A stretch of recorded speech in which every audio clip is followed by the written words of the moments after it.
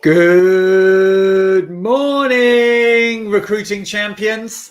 I hope you're well. Lots of good mornings in the feed there. Hello, Angela. Hello, Alan. Two of our coaches. I know we may get Catherine in as well. Hello, Justine. I was talking to Justine yesterday, and it was great. One of the topics we're going to talk about today is working your way through a thunderstorm. And yesterday, in my head, I had a very big thunderstorm. And the metaphor for the thunderstorm is this tape measure. And we are used in our world to continually be making progress, right? We always want to be continually, making progress. And we want this tape measure to go longer and longer and longer. And the problem we've got is that COVID has done this. And when your tape measure does this, you've generally got to pull it in and start again. And that's sort of what we're all going through at the moment, whether it be working a desk, whether it be running your business. We've all had our tape measure pulled in a little bit. And we're all working out a way to get it out again in a storm, right? We're trying to make it like we're jiggling and we're trying to make it work. Sometimes it's stuck. And yesterday, I had a day where I was stuck, and I'd been stuck for about 3 days. And literally, this is how I spent most of my day. That coupled with the fact that my 8-year-old decided he didn't want to do any schoolwork and annoy my wife while she was trying to teach, and it all sort of kicked off. And frustratingly, it wasn't even kicking off like I got angry. It was just, oh, my head is melting. So what I thought I'd share today is how I worked my way through that, because by the end of the day, I actually felt okay. I can't say I felt brilliant, but I felt okay. And so I'm just going to talk you through that. So the first thing I did at 1 o'clock yesterday is I had a webinar, and it was 1 minute to go. I think we had 3 people signed up. And there was part of me in my storm that wanted nothing more than to cancel it, right? Because I just wasn't feeling up for it. And one of the phrases that I was sort of told or taught or heard when I was sort of growing up in my 20s was by a guy called Zig Ziglar, and he talked about are you gonna wait to feel good, or are you gonna feel good to feel great? Was it awesome that? Or was it? No, it was you got to fake it till you make it. And so my son was sitting next to me, the one that wasn't being awkward. And he's like, "Are you okay?" And I'm like, "Oh, I'm really struggling."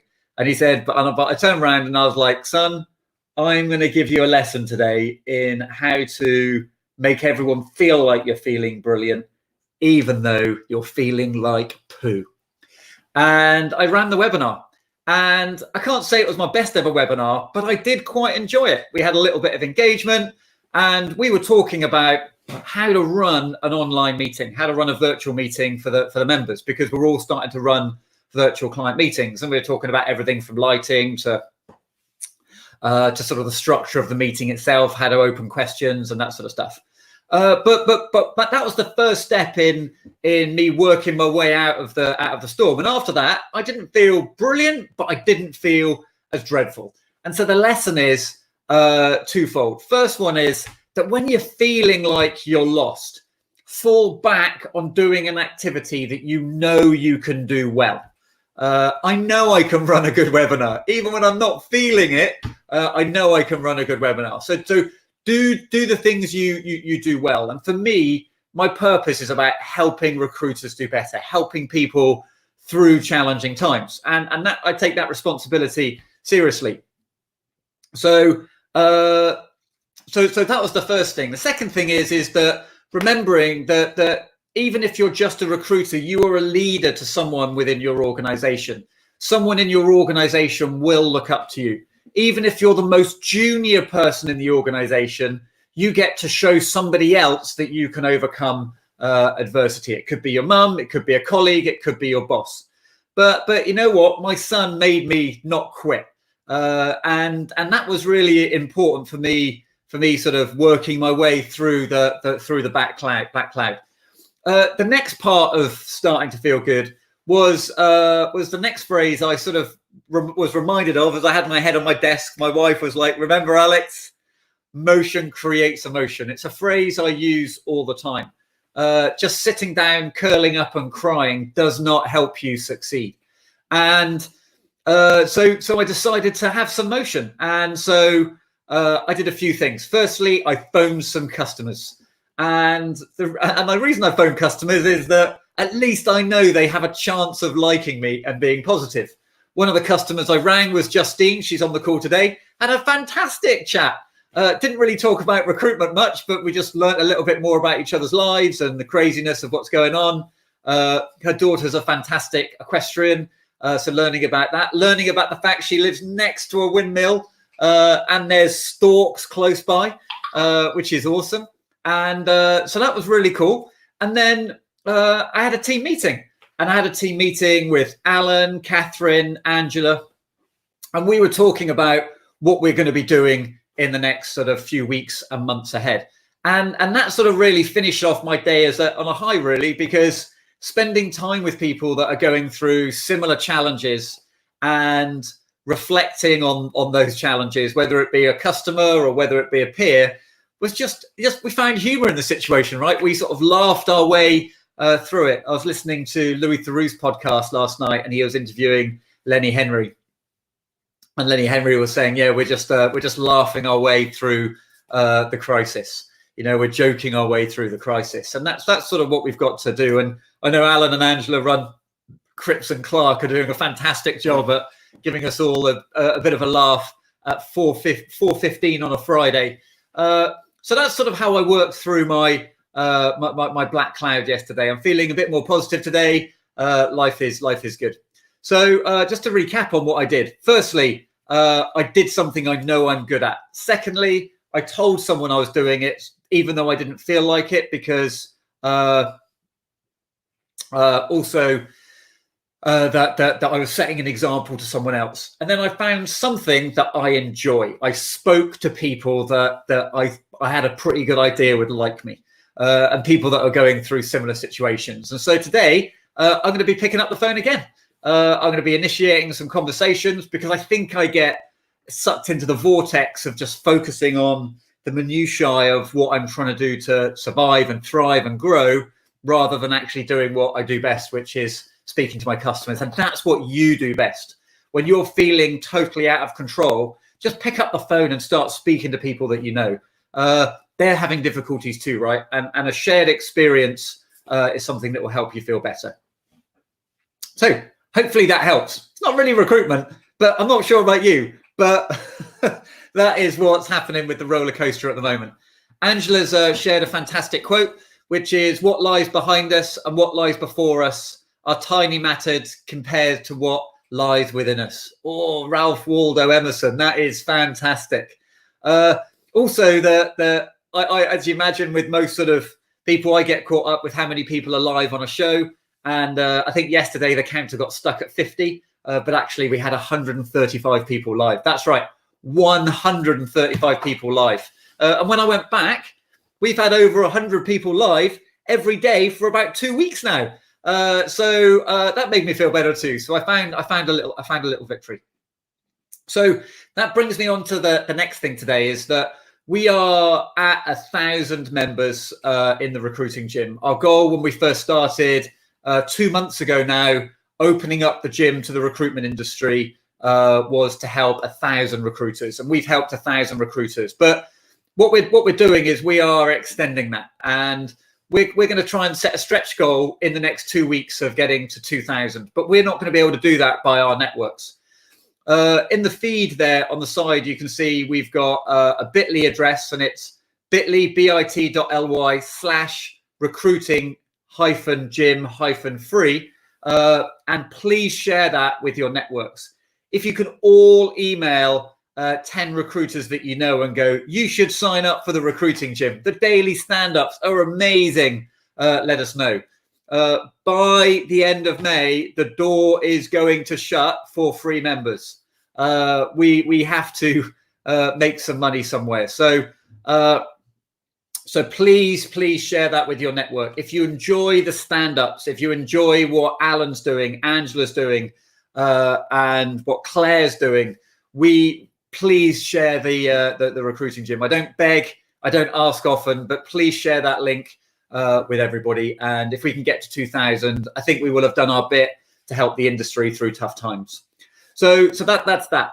Now let's think about what we actually got from yesterday. Oh, hang on a minute. We just got another thing come in from a feed. I love the chat that goes on. That's why I love live streaming. I could just record these and get a better image quality and all that sort of stuff. But to feel like there's people watching, it makes a massive difference. So Jeremy Money said there's 3 types of people in the world: those that make things happen, those who things happen to, and lastly, you say, what happened? I'm not sure what you're saying about me, Jeremy. But I could be all 3 of those at different times. So, but let's think about yesterday. Yesterday, we spoke about career conversations with candidates, and I want to stay on that. And the reason I want to stay on that, on the candidate conversations, is because, remember, we've got to stop talking to candidates about jobs and start engaging with candidates about their careers. Lockdown has caused everybody to reflecting on, is this worth it? Am I doing what I need to do? Anyone that is trying to homeschool, run a business, run a desk, is reflecting of like the fact that I'm under pressure to work and I'm wanting to look after my kids. Is this the right situation to be in? Engage with your clients about this. Engage with your candidates about this, because and just ask them how they're feeling about their career, how they're feeling about how their firm's handling the COVID crisis. What is COVID making them do in terms of reflecting what they want from their job, what they want to earn, where they want to work. You've got millions of people in the UK that commute somewhere between 45 minutes and an hour each way every single day. They're not doing that now. I was speaking to a friend last night. He commutes into London 4 days a week from Oxford. That's like 3 hours a day of his life that he's suddenly got back, and he's spending time with his son, right? He's like, woo, this is brilliant. Not all the time, because his son's 4, and 4-year-old sometimes, but he's loving it, and he's thinking, well, actually, I wasn't a believer in working from home. I didn't think you could do it, but I'm actually not only doing it, I'm more productive, and I'm getting to be a better dad. So what's to lose in that situation? Now, he works for a company that is flexible enough that will probably let him continue to work from home. Some people will be pushed back into the office as soon as you can say, get back to work. And they may reflect on that, but that's not a thing that they really want anymore.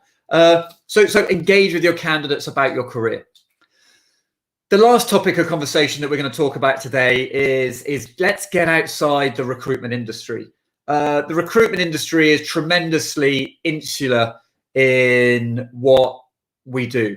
And a lot of the ideas spin around, but I'm spending the last few months a lot of time outside of recruitment. I'm listening to more podcasts outside of recruitment, especially about the world of sales and marketing and technology and sales and marketing.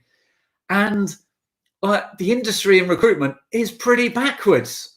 And the problem with that is that it's sort of one of those things where, from my perspective, like, I can take those ideas that are commonplace outside of recruitment, introduce those ideas, and I look like a king. Because in the land of the blind, the one-eyed man is king. But think about the core of what you do every single day. You want to maintain relationships with candidates. You want to maintain relationships with clients.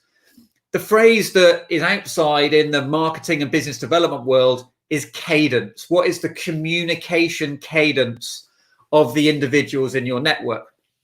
There's products out there like Ebster that help you track that cadence. If you're on a Salesforce platform or you're on Bullhorn, they have a product that does that.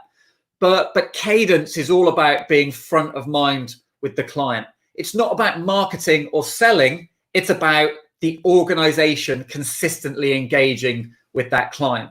It's a mix of automated emails. It's a mix of phone conversations. And most recruiters I know haven't got their head around that. They haven't got their head around keeping in touch with people on an ongoing basis, adding value on an ongoing basis. So my challenge for you today is not to do anything in recruitment. What I'd like you to do is go and look up these 3 phrases on Google. Firstly, how do I keep, or just put contact cadence in sales, okay? You'll find companies like Outreach.io who will talk about cadence. Ebster is a great one to talk about. In fact, Ebster's got some nice free downloads on that as well. So I want you to type in sales cadence. What I'd also like you to do is talk about marketing copy, how to create landing pages and emails that sell. What are the ways that you how do you write engaging and conversion orientated emails? We talk about sending an email to get a candidate to call. In sales world, that's called a conversion. And so type in email conversion, how to write emails that convert. There is a world of stuff out there. And what I'd like you to do is do some of that research. Sign up for some free newsletters, get a few free downloads, and look at what they're telling you to do and go, how close am I to what I'm seeing? We need to bring in more ideas from outside the industry.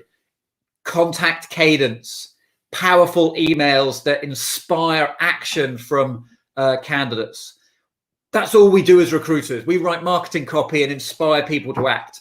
But yet we don't look outside in order to do that. Angela's just shared a link there from Fresh CRM and sales strategy. We're creating sales cadences. Let's look at how we can make that work, and hopefully you can get some ideas that will help you and your business succeed. We know we're not going to pick up the phone 100 times a day anymore, but we've got to replace that with some sort of automated and tailored email cadence that operates behind the scenes, that doesn't require us pressing send or dialing the phone. So have a fantastic day. Thanks for being willing to share my story of working through the dark cloud that I was in yesterday. Today's going to be a better day. I know some of the people on the call today are taking a day off and spending it in the garden, and fair play to you. So enjoy that, and we'll see you soon. Take care now. See you later. Bye.